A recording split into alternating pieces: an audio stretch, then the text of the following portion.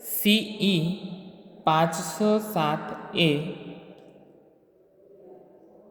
માં રોકડ અંદાજપત્ર પ્રકરણ નંબર 8માં આજે આપણે દાખલા નંબર 24 CP લિમિટેડની ગણતરી કરીશું. CP લિમિટેડ તારીખ 31મી જુલાઈ 2012ના પૂરા થતા 4 માસનું રોકડ અંદાજપત્ર તૈયાર કરવાનું છે.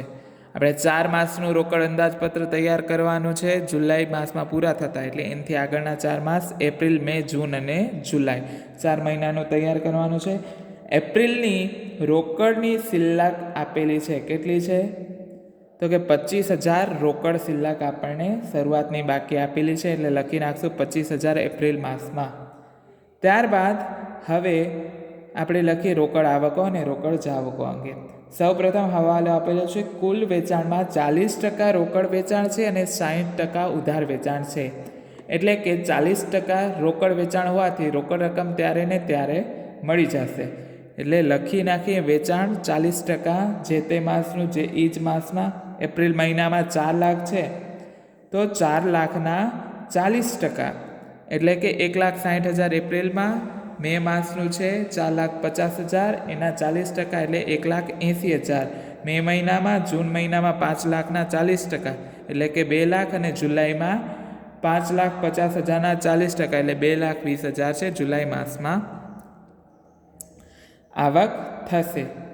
હવે ત્યારબાદ વેચાણની આવક આવી ગઈ. ઉધાર વેચાણની રોકડ વેચાણી. હવે ઉધાર વેચાણ એટલે કે ઉઘરાણી ક્યારે મળશે? તો કે હવાલા નંબર 3માં આપેલું છે. જુઓ કે દેવાદારો પાસે 40% નાણાં બીજા મહિને વસૂલ થાય છે, બાકીના ત્યાર પછીના મહિનામાં વસૂલ થાય છે. એટલે કે 40% બીજા મહિનામાં, એટલે જો ફેબ્રુઆરી માસનું વેચાણ છે તો 40% છે એના પછીના માર્ચમાં, એટલે માર્ચ મહિનામાં મળે, અને બાકીના 60% રકમ એના પણ પછીના માસમાં, એટલે કે એપ્રિલ મહિનામાં રકમ મળે.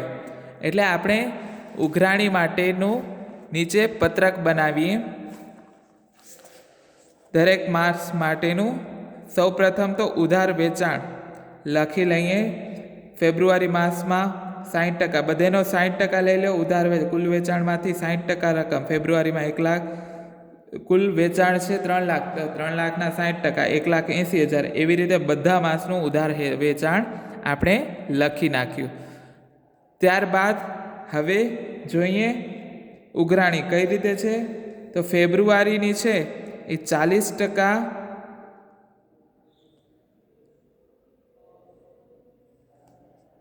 બીજા મહિને અને બાકીના એના પછીના મહિને મળશે.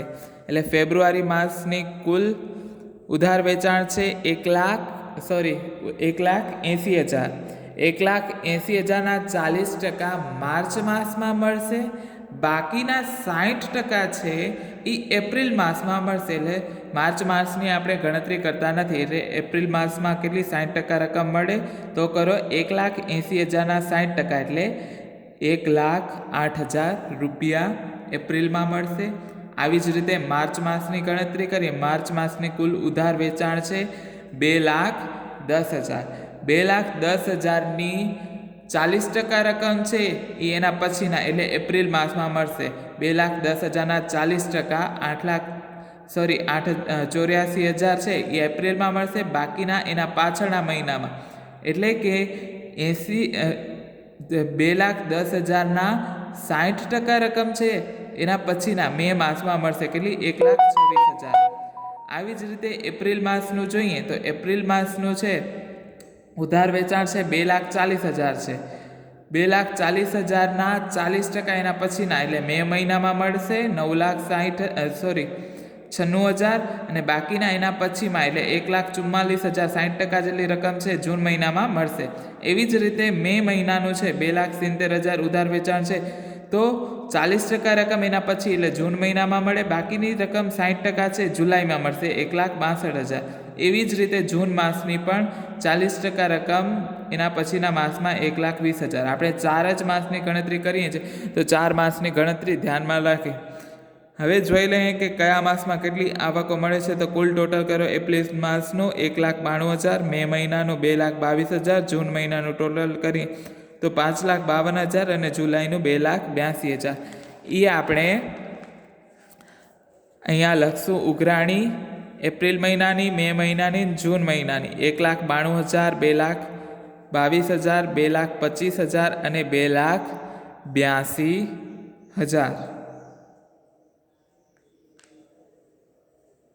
હવે આપણે આગળની દાખલાની ગણતરી કરી. ત્યારબાદનો બીજો હવાલો છે. કુલ ખરીદી 25% છે અને કુલ ખરીદીમાંથી રોકડ ખરીદી 25% છે અને ઉધાર ખરીદી છે 75% છે. તો ખરીદી છે, રોકડ ખરીદી હોય એટલે ત્યારે ને ત્યારે નાણાં ચૂકવવા મળે એટલે દરેક માસની કરી નાખીએ. એપ્રિલ માસમાં 2,50,000 છે તો 2,50,000ના 25% 62,500 એ જ મહિનામાં રોકડ ચૂકવવા પડશે. 3,00,000ના 25%, પછી 3,00,000ના 25% અને 3,25,000ના 25% જુલાઈ માસમાં જે તે માસમાં આપણે ચૂકવવા પડશે. ત્યારબાદ ઉધાર ખરીદી માટે સાખનો સમય જોઈએ તો વેપારીઓને 2 માસની બાદ ચૂકવવામાં આવે છે. 2 માસની સાખની મુદત છે એટલે આપણે ફેબ્રુઆરીનું છે એપ્રિલમાં ચૂકવવું પડશે, માર્ચનું મેમાં, પછી એપ્રિલનું જૂનમાં, મેનું જુલાઈમાં. એટલે જોઈએ કે ચૂકવણી આપણે કઈ રીતે કરવાની છે. તો કે ફેબ્રુઆરીની એપ્રિલ મહિનામાં 2 માસ રહીને એટલે ફેબ્રુઆરીમાં 1,50,000 કુલ ખરીદી હતી, એનામાંથી ઉધાર 75%.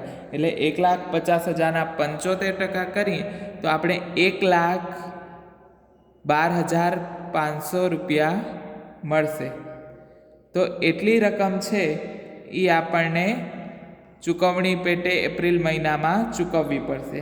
ત્યારબાદ માર્ચ મહિનાની છે તો માર્ચ મહિનામાં કુલ ખરીદી છે 2 લાખ છે, એના 75% એટલે 1,50,000 જેટલી રકમ છે 2 મહિના રહીને, માર્ચ મહિનાના 2 મહિના રહીને એટલે મેમાં ચૂકવવી પડશે 1,50,000.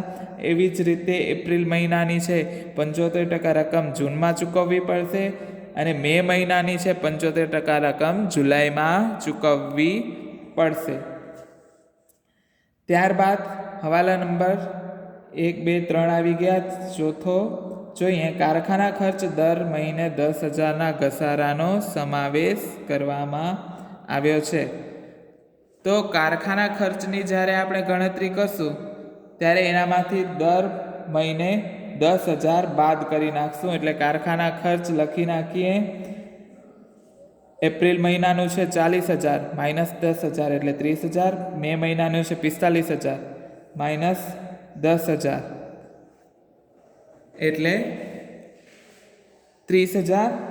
અને 1 માસની સાખની મુદત છે એટલે ફેબ્રુઆરીનું મળશે માર્ચમાં, માર્ચનું મળશે એપ્રિલમાં. એટલે માર્ચ મહિનાના 40,000 છે, 40,000 માઇનસ 10,000 એટલે 30,000 મળશે એપ્રિલમાં. ત્યારબાદ છે એપ્રિલના 30,000 જે આપણને મેમાં મળશે. ત્યારબાદ મેના 45,000 માઇનસ 10,000 છે એ મળશે આપણે જૂનમાં, 35,000 થશે. અને જૂનના છે 60,000 રૂપિયા, એનામાંથી 10,000 બાદ કરીને 50,000 આપણે મળશે જુલાઈમાં. આવી રીતે 10,000 બાદ કરી અને 1 મહિનાની સાખની મુદતથી આપણે કારખાના ખર્ચ લખ્યા. ત્યારબાદ છે મજૂરીની ચૂકવણી આપેલી છે ને ઓફિસ ખર્ચાની બંનેની અડધી અડધી ચૂકવણી આપેલી છે. તો જોઈ લઈએ મજૂરીની ચૂકવણી. મજૂરી દરેક માસની લખી નાખો. અડધી 1/2 માસની આપેલી છે એટલે મજૂરી આપણે ફેબ્રુઆરી માસની છે અડધી ફેબ્રુઆરીમાં, અડધી માર્ચમાં મળે. પછી માર્ચ માસની છે અડધી માર્ચમાં મળશે, અડધી એપ્રિલમાં. આપણે 4 માસનું કરીએ છીએ એટલે એપ્રિલ, મે, જૂન અને જુલાઈની ધ્યાનમાં લેશું. તો માર્ચની છે અડધી એપ્રિલમાં મળશે એટલે લખશું અડધી કેટલી છે 75,000 છે એના અડધા 37,500. એવી જ રીતે એપ્રિલની છે અડધી એપ્રિલમાં અડધી મેમાં, તો એપ્રિલના છે 1,00,000 રૂપિયા, અડધી 50,000 એપ્રિલમાં અડધી મેમાં, એટલે 50,000 રકમ મેમાં. એવી જ રીતે મેની છે અડધી મેમાં અડધી જૂનમાં, મે મહિનામાં 55,000 અને જૂનમાં 55,000. એવી જ રીતે જૂનની છે અડધી જૂનમાં અડધી જુલાઈમાં અને જુલાઈ માસની છે એ અડધી જુલાઈમાં.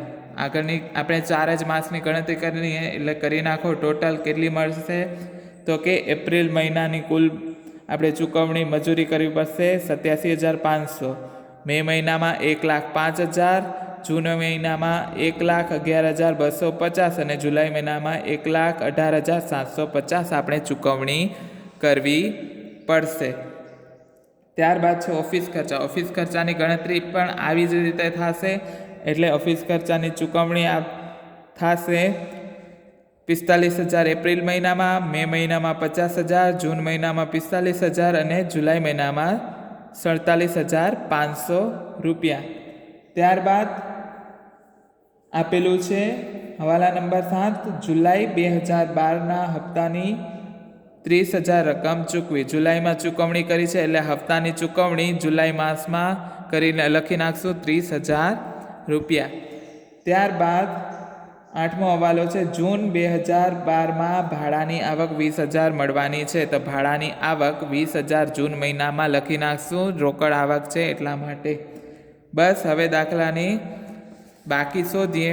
સૌ પ્રથમ એપ્રિલ મહિનામાં રોકડ શિલ્લક શરૂઆતને 25,000 પ્લસ ઉધાર વેચાણની ઉઘરાણી અને વેચાણની રકમ મળી. ટોટલ રોકડ આવકો થઈ, કુલ આવક થઈ 3,77,000 માઇનસ એ મહિનાની જાવક કરી નાખી 3,37,500, એટલે વધશે એપ્રિલ મહિનાની આખાની બાકી 39,500, જે મે મહિનાની શરૂઆતની બાકી બની જશે. મે મહિનાની શરૂઆતની બાકી 39,500 પ્લસ કરીશું વેચાણની આવકો, રોકડ વેચાણની અને ઉધાર વેચાણની બંને આવકો પ્લસ કરીને કુલ આવકો થઈ 4,41,500. માંથી કુલ જાવકો 4,10,000 છે, બાદ કરશું એટલે 31,500 મે મહિનાની આખરની શિલ્લક આવી, જે જૂન મહિનાની શરૂઆતની શિલ્લક થશે 31,500.